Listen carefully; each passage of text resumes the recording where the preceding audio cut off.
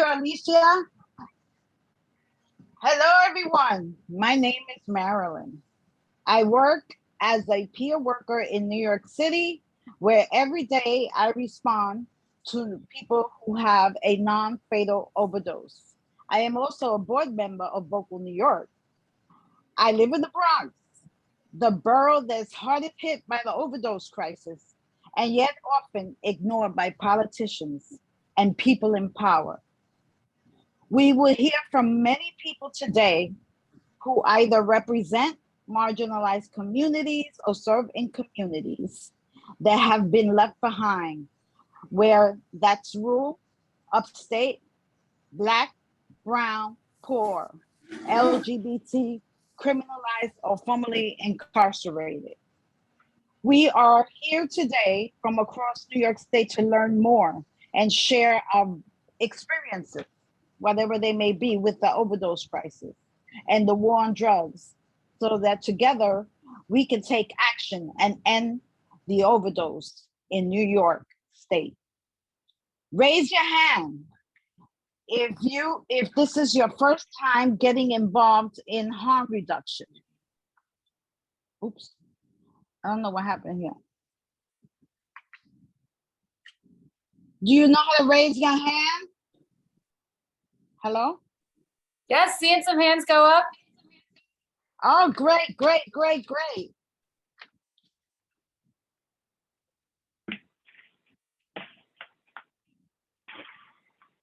Or the movement to end overdose. How many people have been involved in that? Raise your hand. Raise your hand if you have been in this fight for at least 1 year.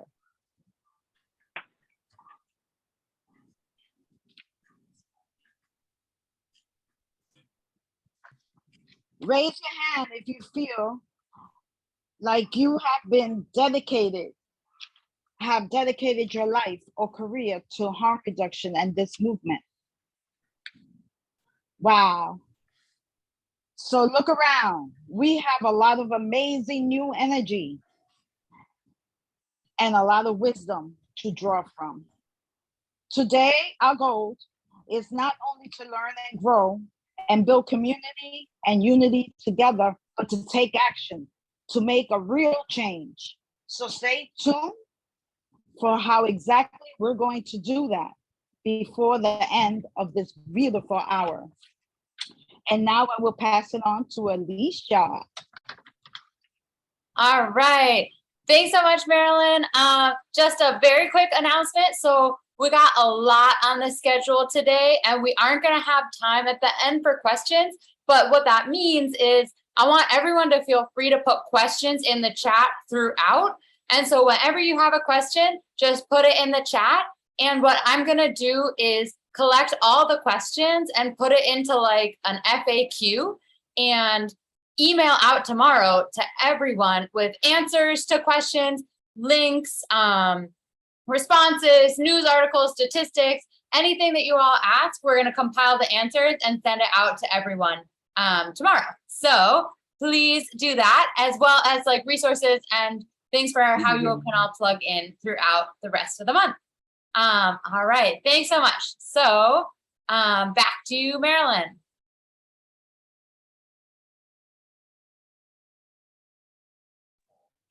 Oops, the button.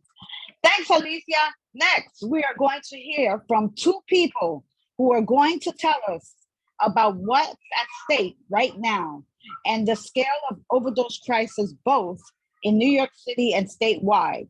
We will have Will Robinson, a leader in Vocal New York's Users Union, followed by Roberto Gonzalez from ACR Health.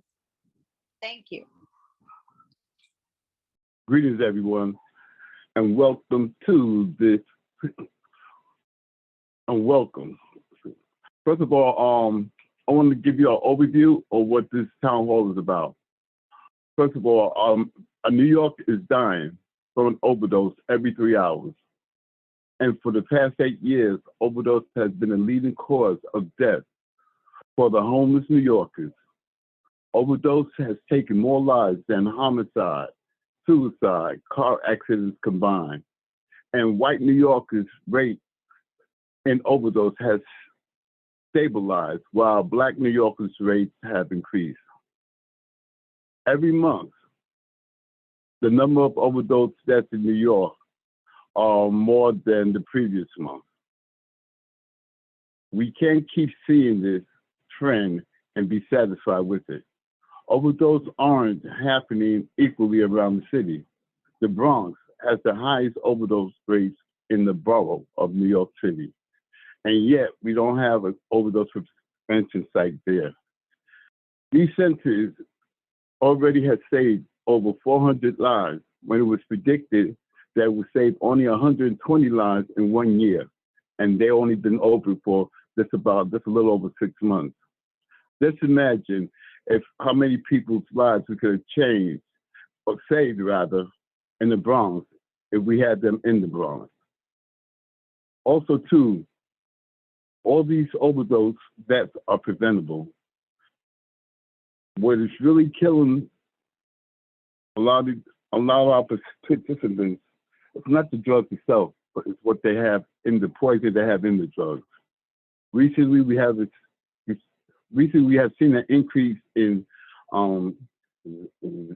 Xanadine and in the supply, along with fentanyl, which increases the demand in wound kits, and sometimes that's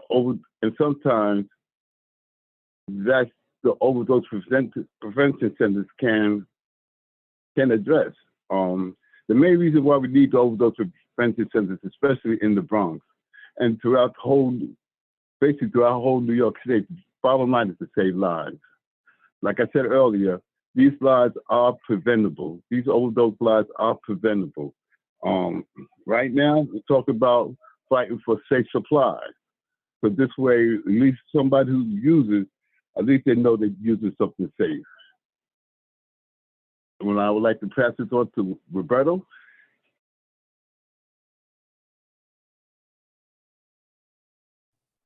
Thank you. Good evening, everyone. If you can't hear me, somebody say something and I'll speak up louder. I'm Roberto Gonzalez. I am the director of ACR Health. The director of harm reduction services for ACR Health.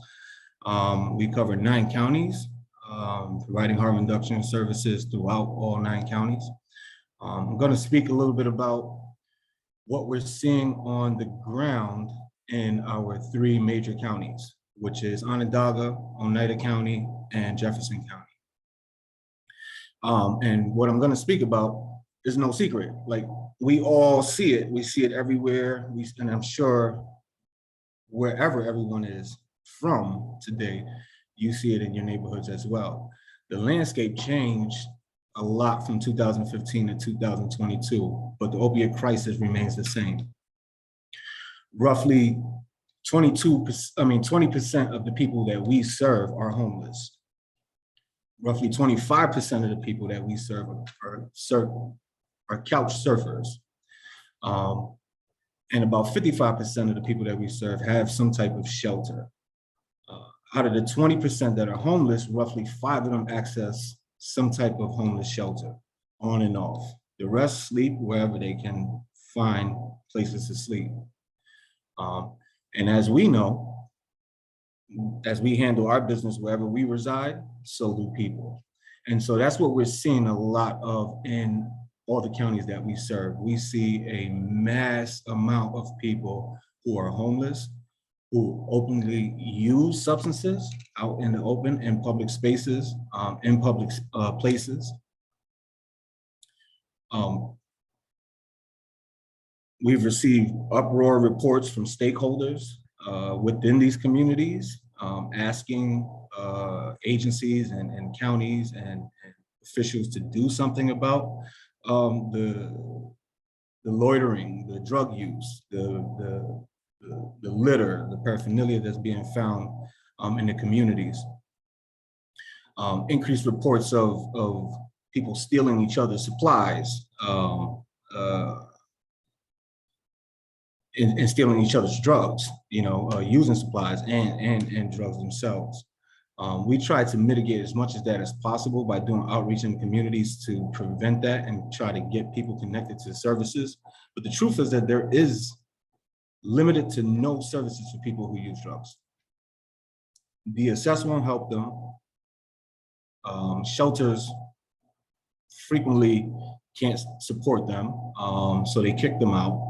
And it pushes people back into the communities, back to living under tents, bridges, sleeping on steps, sleeping anywhere they can on private property, trespassing on other people's private properties.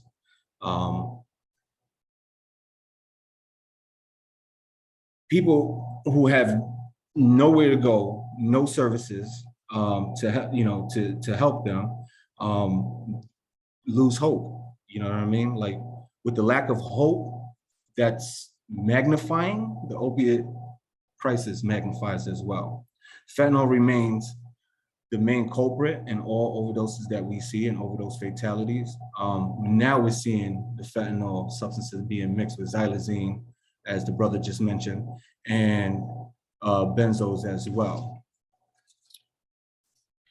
Overdoses that are occurring in all locations and settings. Overdoses are occurring in all locations and settings throughout all the counties that we serve. Jefferson County, Oneida County, and Onondaga County have a OD map system in place to monitor overdoses. And so we are frequently seeing overdose spikes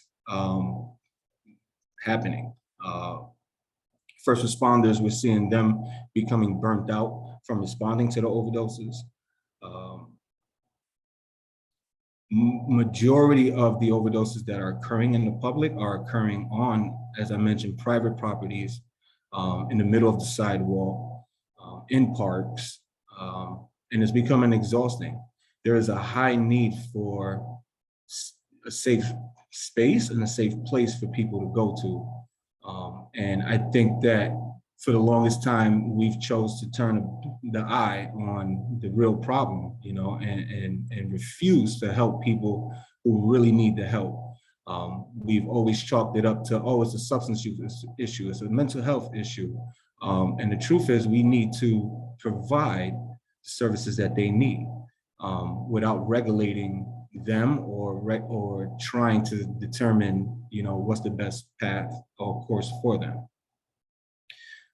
And so with that, I will pass it on to the next person.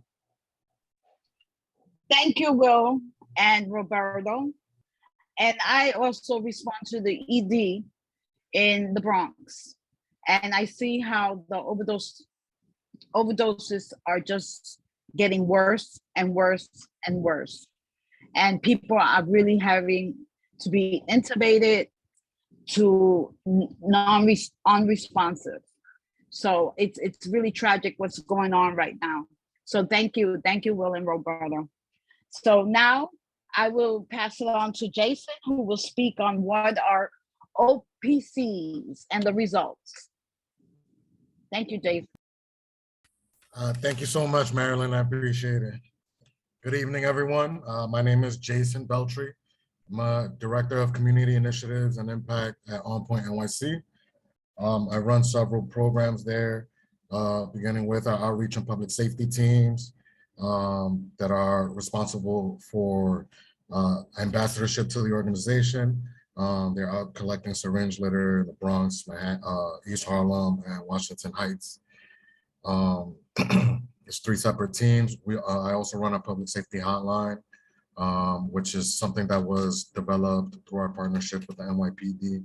And it's basically a tool that we use to respond to syringe litter. So with that said, we encourage community members and everyone, anyone throughout to use that number when they see syringe litter. We have Axel Barboza, who's our hotline coordinator. He manages the line, and he'll dispatch the appropriate team to the site of the syringe litter. I also run our COVID. I'm the project lead on our external COVID work. So basically, providing that service of vaccinations and boosters to other nonprofits and CBOs, law enforcement, schools, basically any partner throughout the community that feels like they want to get their residents or their staff or their program participants vaccinated. And then, of course, like a lot of tours and engagement with the community, education about what On Point is and what they aren't. So, for example, this slide right here is one of our care fairs that was hosted. I think this is in Marcus Garvey Park, and this is a visual representation of 1 week's worth of syringe litter that we collected from the community. So, this is things that would be found in parks and playgrounds and school grounds and public bathrooms, subway stations, and things like that. So as part of the education piece to the community, we like to give them this visual, because we can talk about it, but unless they see something like this, this is like only 15 buckets of hazardous waste. So unless they see something like this, it's a very powerful visual aid. So speaking more individually to the OPCs, these numbers are very up to date and accurate. We've had over 400 overdose interventions, both sites combined. Over 1,500 unique users have registered for the program, and close to 30,000 visits as well. We've only had to call emergency services 5 times, and this is each of these 5 times were related to underlying causes like seizure disorder and things like that. So just visualize, these 400 interventions, the lift that the first responders are receiving, not only capacity wise physically, but financially as well. So we're saving the system a lot of money. And of course, I talked about the hazard waste already. Thank you, Jason. Of course. Is that it? No, I just want to, I can talk about these models as well. I wasn't sure if there was another slide. So these OPCs, this is a visual of our medical model. Again, one of the reasons that the program has been successful to date is because it's co-located in the building with a variety of other programs. Something that I want to stress is that as we go into, trying to bring this across into other counties and states and cities, we want to show the difference in the model. So this is our medical model. It's a little bit more expensive, and it is, like I said, co-located with the other programs like the holistic program, our hub clinic. We do have doctors and nurses on site at this location 5 days a week. And we do have a Montefiore satellite clinic as well, in which we do bupe inductions and MC treatment and whatnot. This model OPC also has 2 smoking rooms with the capacity for 3 in one and 2 in the other. The other is really a bathroom that we designated for participants who are inside the OPC in case they have to use the restroom, but it also doubles up for participants that want to smoke and they have mobility issues. So if they have a wheelchair or walker, we'll put them into the single bathroom, which you can see is that right door on the right in the second picture. That has actually been upgraded and is now plexiglass and vacuum sealed, and has also, both rooms have HVAC systems in them. So participants can smoke smoke crack, K2, and there's no cross contamination because the vent is on and it's just, even when folks are in and out of that room, there's no cross contamination. On this next slide, you'll see that this is our Uptown, the Washington Heights location, OPC. This is our peer run model. It's very much cost effective. You'll see that the tables on the top left picture, on the top of the picture of the photo, they look like a normal plastic table, but they're actually non-porous. So any blood or substance that is spilled on it is not being absorbed. After every use, you'll see the hazardous waste containers are there. They can dump their supplies, and all of that stays there. Is collected by the OPC staff. After every use, of course, the hazardous bucket is dumped, and the surface is wiped with a cavi and made ready for the next participant. The one thing that's a significant difference, the population in Washington Heights, the demographic is a lot younger. They're a lot more street entrenched. They're injecting a lot more. So the restrooms are not, the population is, the needs are different. So we don't have as much people smoking crack or K2 for that matter in Washington Heights. So we left the bathrooms as is for the time being. They do have fewer registered users, but they do have more overdoses in Washington Heights simply for the fact that the population is younger, they're experimenting more, and they're the fentanyl and the heroin uptown is and across the board, of course, as we all know, leads to that with the experimentation.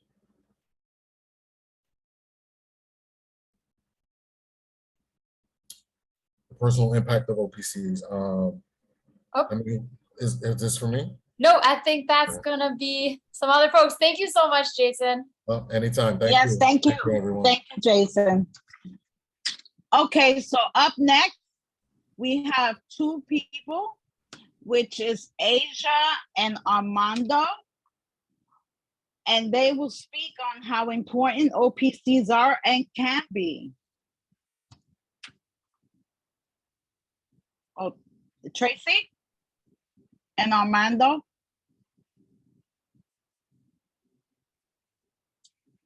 All right.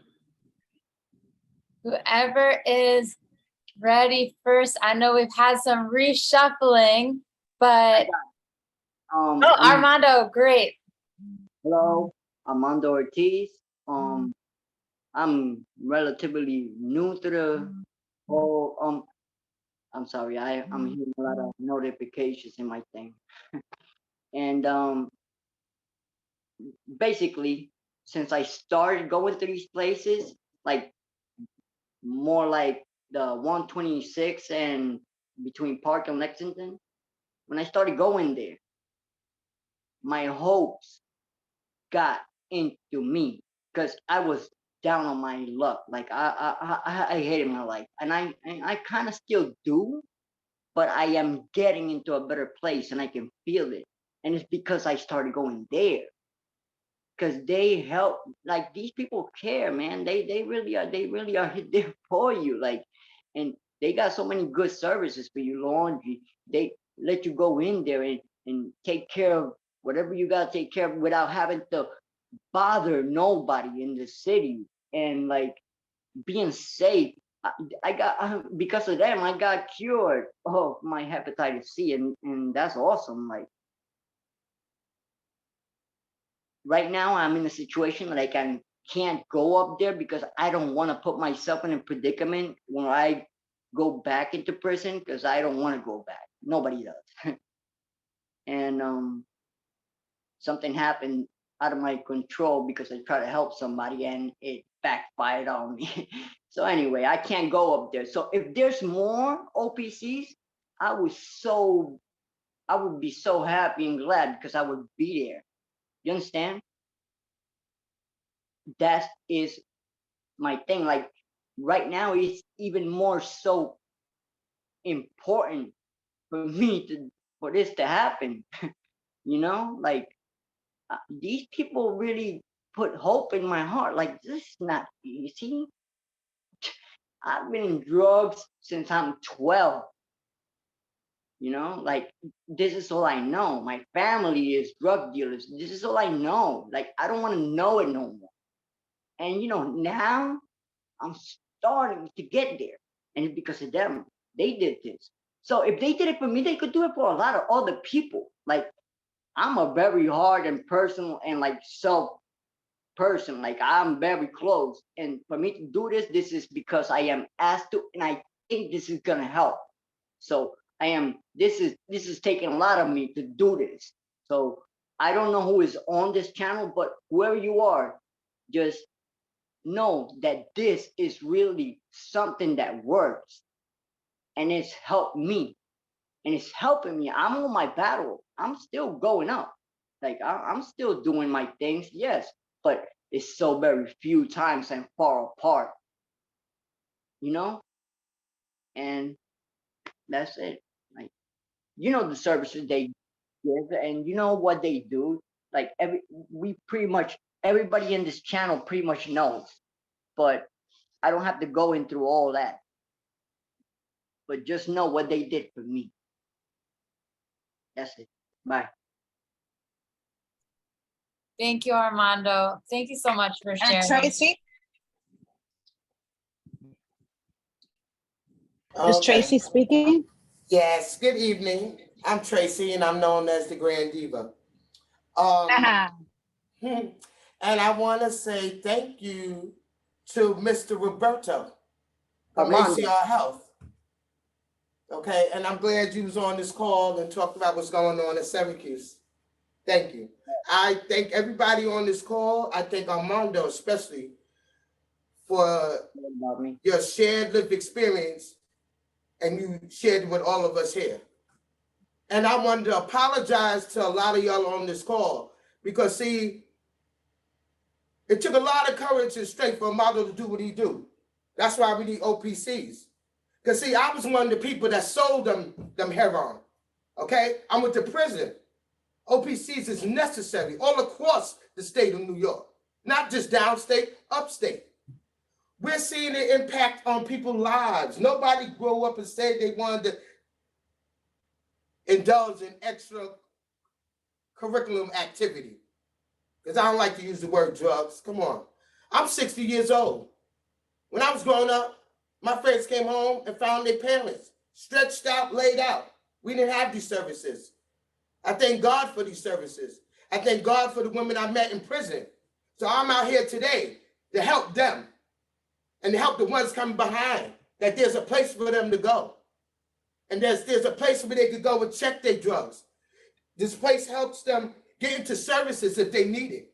You understand? These places provide sterile syringes and any type of material. It provides them care and love, unconditional love until they decide to love themselves. This place gives people hope. When there was a time it wasn't hope. Wherever you woke up at or lay down at, that's where you was at. You understand? There's people today that's fighting real hard. I watch people die, honey. I've been around 60 years. This is serious. You understand? And it takes all of us together. These OPCs is important. We need them up here. I have one of my coworkers, my leaders, on the call right now. James from Buffalo could tell you how it's working out in Buffalo. So let me pass it over to James. And thank you. Go ahead, James. What you talking to me? The OPC needed in Buffalo. Oh, hello, everybody. My name is James. I'm a vocal leader out of Buffalo. Yes, I thank God for these places. I was one of those persons that used to shoot up also. I was one of those persons on my down and luck, ready just to kill myself, because I hated myself, until I found harm reduction places like this that show love. Just like Armando said, they show care and concern, and you find hope in these places. You find a will to continue to go on, like the strength, like Tracy just said, she been out there for 50 years doing this, I know people out there longer, or just 2 days ago, maybe just started on this stuff. And this is serious stuff. They need to find this place and build on it. But it's a wraparound service. It provides you with everything, it provides you with services. And then for people that's using, they provide you with stuff to keep you from using it tests your drug for you, so you don't OD, and they keep an eye on you. This is this place here is a must-have business. Trust me, So I like to pass the mic. I don't want to burn it up, but thank you for giving me a chance, and thank you for everyone being on this line. Thank you for the people who providing harm reduction services for them. It wasn't for that, I will not be here. Back to you, Ms. Tracy. I want to thank Armando, Tracy, and James. Thank you so much. So, are you all convinced that we need OPCs statewide? And how do we get there? Let's hear from Jasmine from local New York and New York City, and Emma from Evergreen Health in Buffalo on the political landscape of our path to victory. Thank you, Marilyn. And it's really good to be in space with you all. I'm really excited to talk and share the knowledge of the path to victory so that we can move to action. Armando really talked about personal story. Jason gave us the facts. Tracy and James talking about we got to bring these upstate. So OPCs, the first in the nation, of course, New York City leading the way. They opened November 30th of last year, and you saw the results. I think I'm bad at math, but I think it's 9 months now. And really how they started, right? It was a long, many years of fights with de Blasio, with Governor Cuomo. But what happened on November 30th and around that time was New York City's Department of Health, and at that time, de Blasio, it was like days before he was leaving office, came to an agreement with the NYPD and the DAs in New York City, minus Staten Island, that the law enforcement wouldn't interfere with the OPCs. So that's wonderful and powerful, and we have this beautiful program up and running and saving so many lives. But we know that the agreement is not enough, right? For us to bring these statewide. So I'm going to pass it to Emma to kind of give some perspective on why the agreement model is not the best one for this moment we're in. Emma? Thanks, Jasmine. My name's Emma Fabian. I use she, her pronouns. I'm so happy to be here tonight. I had a couple things going on, but I'm so happy that I made the choice to cancel something else and be on this call, because for a number of reasons, and I don't want to make this all about me, but just hearing Armando speak and hearing Tracy speak and hearing James, I know you didn't think I was going to get on this call, but James and I are both in Buffalo. Hearing Armando's story just gave me so much strength and motivation to continue this work. And it's been a difficult few years for all of us who care about people who use drugs, who are people who use drugs, who work with people who use drugs. That just gave me a lot of strength. So I just wanted to pause and say thanks for having me, and thank you, Armando, and everybody else. Like Jasmine said, I'm calling in from Buffalo, New York, where I live and work. It is pretty much on the other side of the state as folks that are calling in from Brooklyn and Manhattan, Bronx, and all that tonight. But I want to name that I recognize people from all over the state here. Just a few. I know where Luke is, and it's not New York City. I know where James is, and it's not New York City. Tracy up in Rochester, and so many other folks. When I was scrolling through, I'm really seeing these days that we do have statewide support for overdose prevention centers. And in a lot of ways, we have support in a form that's all about saving lives. It's not just a political issue. And I'm just really reminded of that when I was scrolling through and seeing everybody on here. So I know the story about how overdose prevention centers have opened in New York City. I know that there were years of negotiations between the city, the NYPD, and wonderful service providers. And I can tell you here in Buffalo, New York, it ain't gonna happen. My office is in a syringe exchange program, and on a daily basis, the police are parked outside.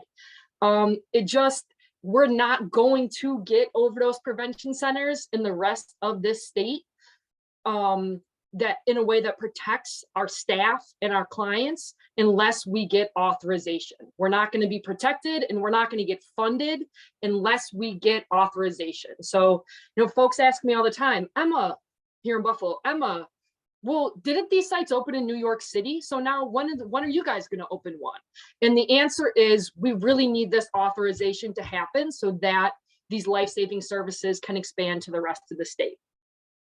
There are two paths, really two ways that overdose prevention centers right now really could get authorized when we're talking about authorizing and legalizing overdose prevention centers across the state. The first is that our hometown hero, Kathy Hochul, governor, I'm saying hometown hero because she's from Buffalo, New York, could sign an executive order authorizing overdose prevention centers to open up. And we all know folks like governors have this power where they can put something into an executive order, and it surpasses all the legislative channels that bills usually have to go through. Kathy Hochul, as the governor, does have the power to do that. And it's really not as unlikely as some might think that for her to do that, because if you can look online and see that just in the year that Kathy Hochul has been our governor, right? She took over for we all know who. She has assigned handfuls and handfuls and handfuls of executive orders. So it is possible. And she has signed executive orders and made statements about public health crises that are in some ways similar to overdose, things like reproductive rights. Jasmine reminded me the other day that Kathy Hochul's been using this term safe haven regarding reproductive rights in New York State. So our governor is putting her foot down in declaring that New York State it needs to be a safe place and protect certain groups. And we've really got to prove that people who use drugs are one of the groups that needs protection, and people who serve people who use drugs are one of the groups that needs protection. So that's one way. And I'm going to move this along. Sorry, I'm taking up a lot of time, but that's one way, is the executive order path. The governor could sign it into law.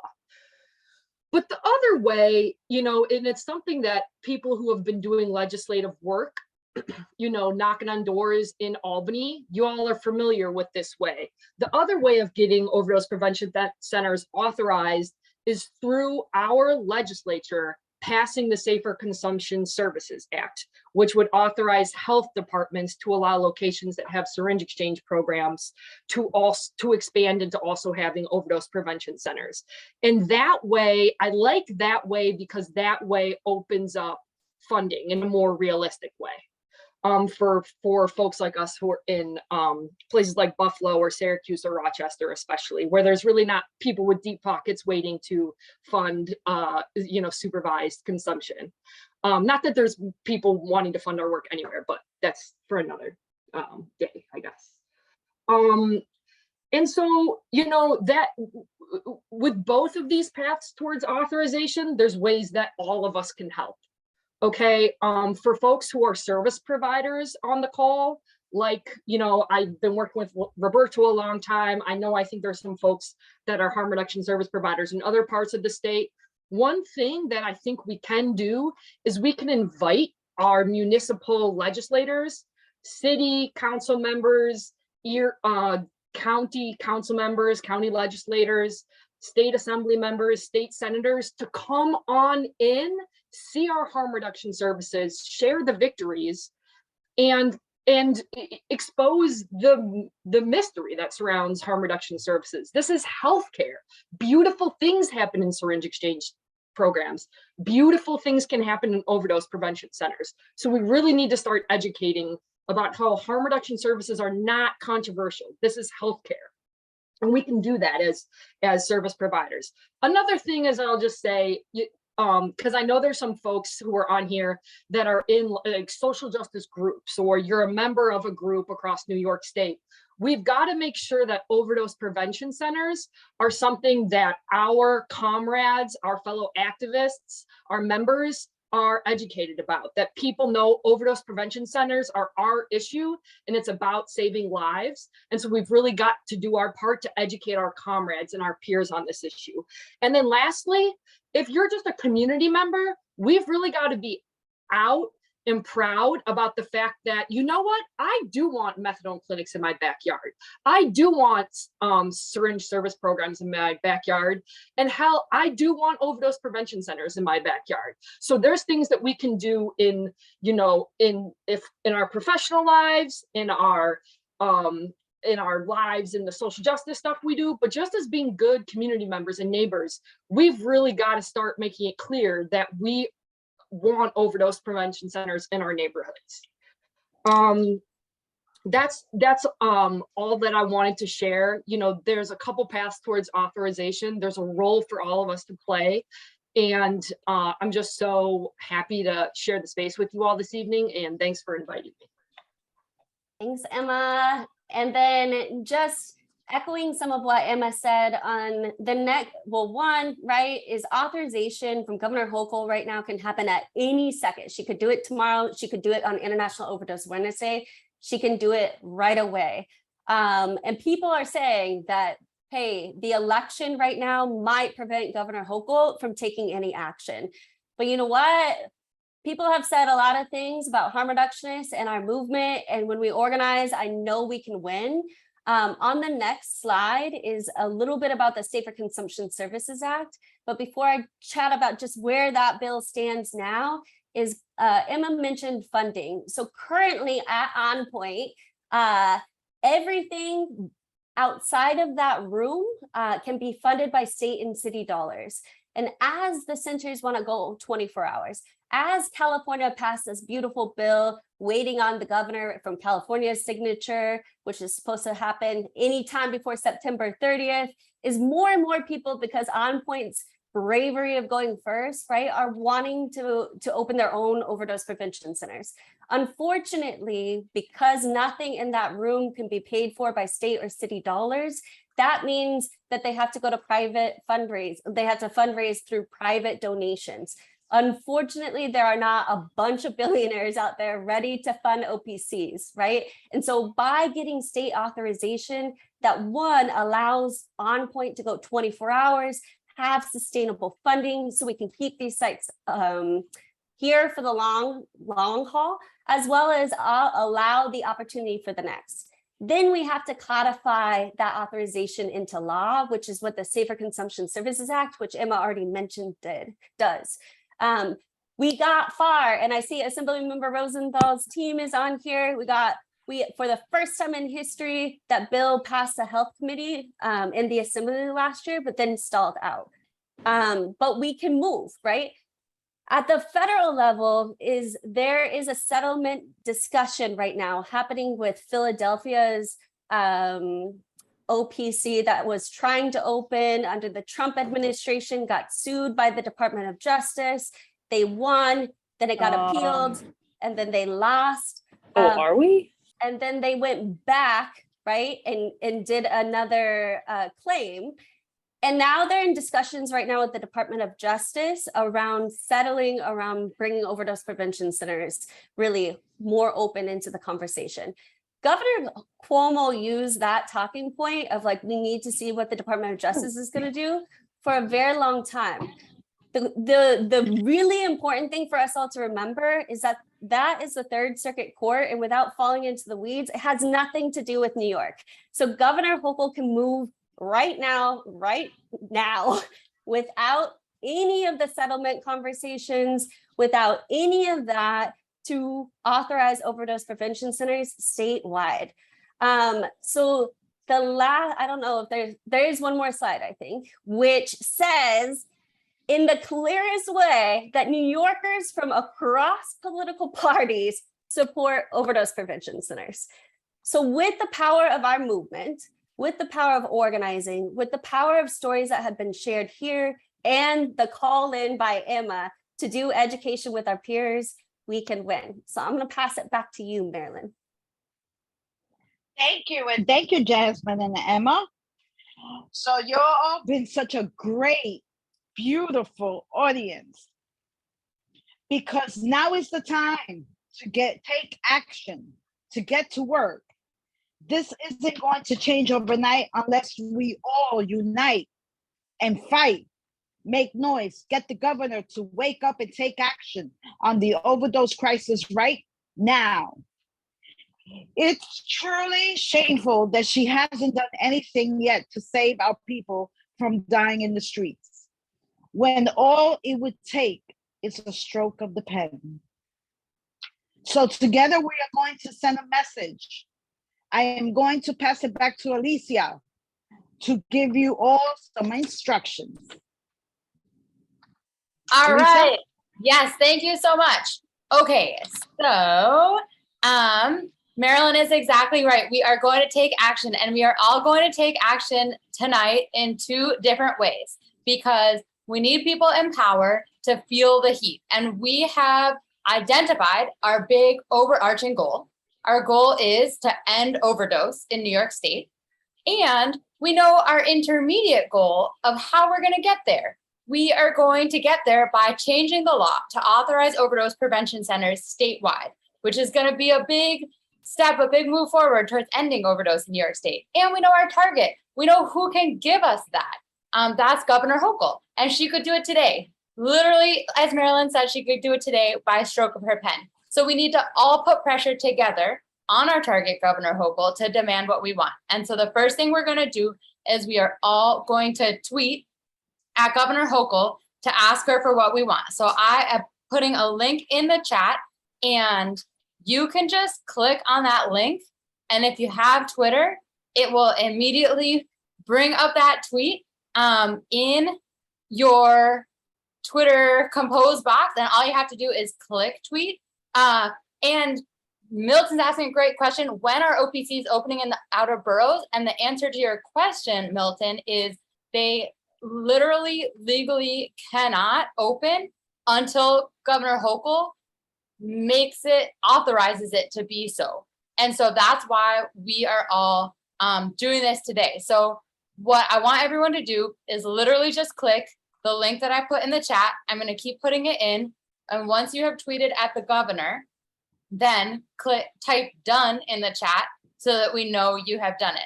If you don't have Twitter, I'm also gonna type out the message into the chat so you can copy paste it and put it on Facebook or make an Instagram post or whatever else it is that you do, or even email it around. We'll find a way, but I'll give everyone a couple minutes, and I'm gonna keep putting the link in the chat so that all these dones don't bog us down. But it is very exciting to see all the dones coming in.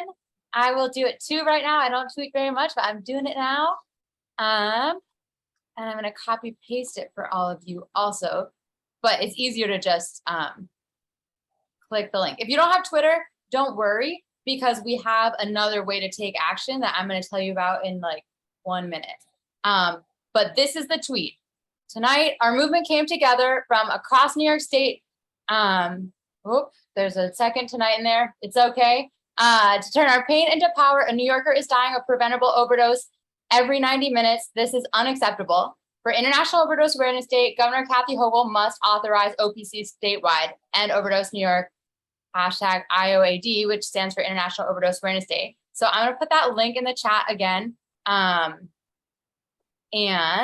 keep tweeting. If you don't have Twitter, copy this message, and we will keep tweeting. Everyone will tweet at the governor. Sorry, I gotta do mine now so I can put done in the chat so we can all keep ramping up that power. All right. Tweet. And now Alicia gets to type done in the chat.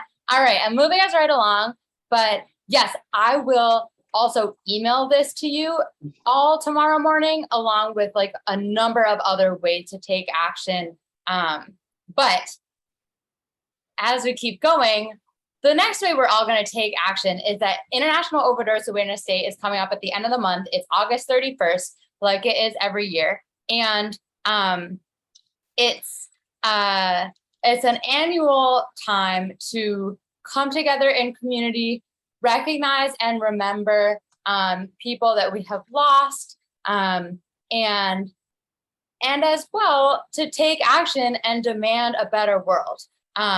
Demand a world without overdose, demand better policies and more resources and an outlook of the world that centers on harm reduction and care and compassion, like we've all been talking about tonight, which we know saves lives.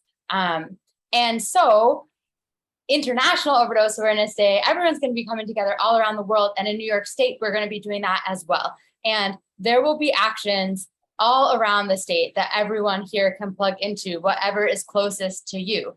And our demand is just like what we've been talking about on this call. caring compassion for our communities, an end to overdose in New York State, and overdose prevention centers authorized statewide as soon as today. So I want to call on folks who are organizing these actions all around the state to let us know where they're happening, when they're happening, and to drop the link for RSVPing in the chat so everyone can RSVP and follow up to learn more about how to plug in, show up, bring your friends. So Luke, if you are on, can you tell us in Western New York, where is an IOAD action, when, and drop the link? Absolutely. Just 1 second.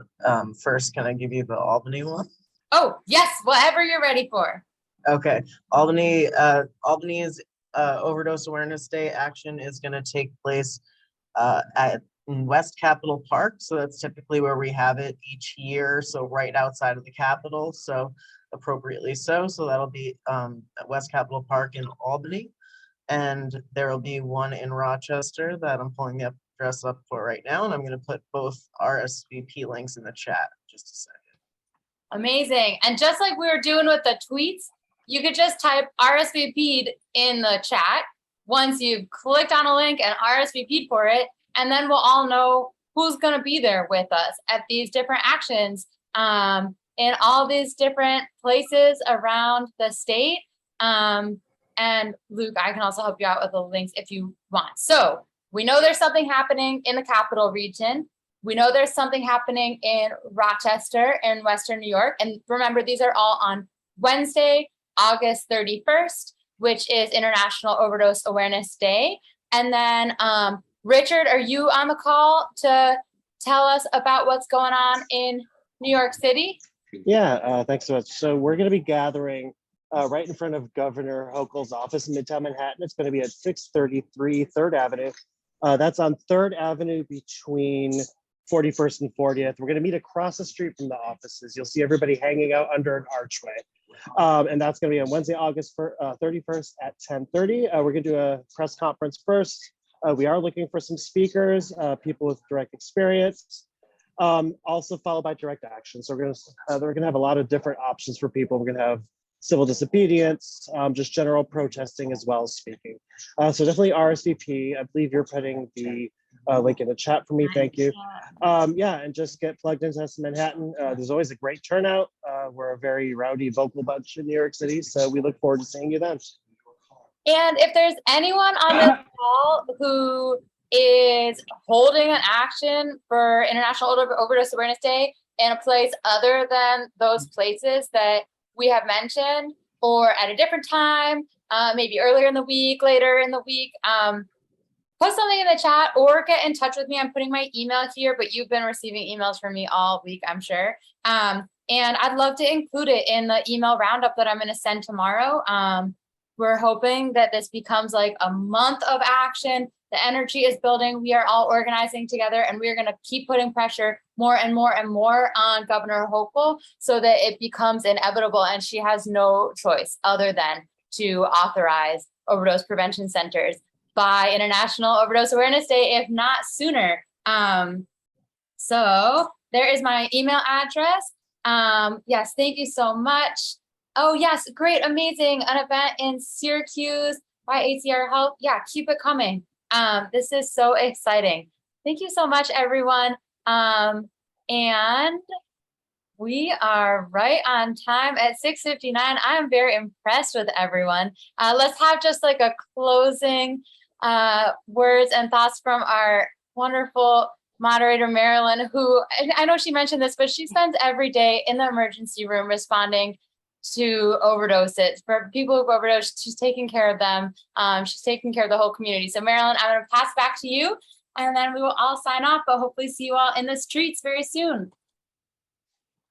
So I want to thank you so much for coming tonight.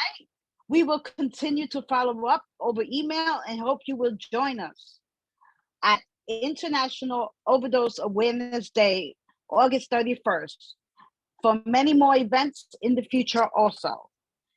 If you learn something new or your perspective and attitude about people who use drugs change, tell someone, Bring your friends, bring your community, bring everyone that can get involved.